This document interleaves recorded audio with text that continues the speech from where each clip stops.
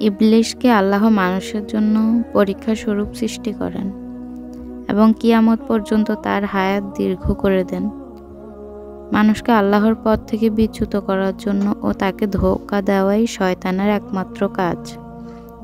সে মানুষকে বলে কুফরি করো, কিন্তু যখন সে কুফরি করে তখন শয়তান বলে আমি তোমার থেকে মুক্ত, আমি বিশ্ব প্রভু আল্লাহকে ভয় করি। অন্যদিকে যুগে যুগে নবী রাসূল ও কিতাবও পাঠিয়ে আল্লাহ মানুষকে সত্য পথ প্রদর্শনের ব্যবস্থা অব্যাহত রাখেন।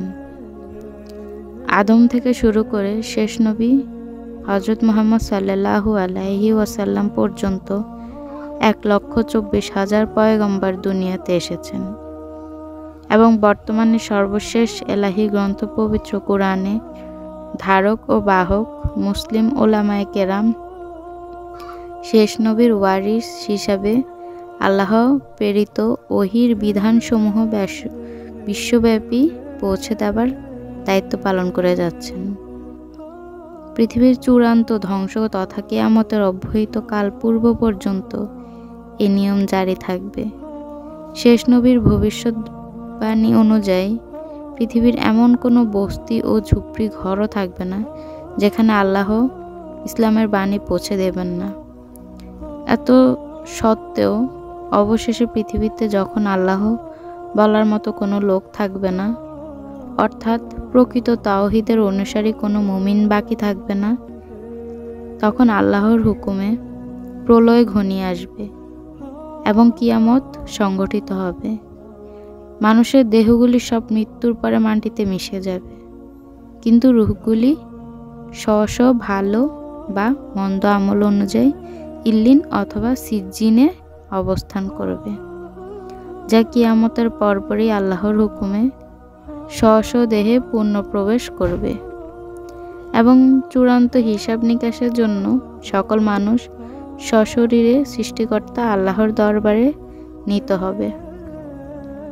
মানুষের ঠিকানা হলো তিনটি: এক, দারুদ দুনিয়া অর্থাৎ যেখানে আমরা এখন বসবাস করছি; দুই, দারুল বরজখ অর্থাৎ মৃত্যুর পরে কবরের জগৎ; তিন, দারুল কারার অর্থাৎ কিয়ামতের দিন শেষ বিচার শেষে জান্নাত বা জাহান্নামের চিরস্থায়ী ঠিকানা।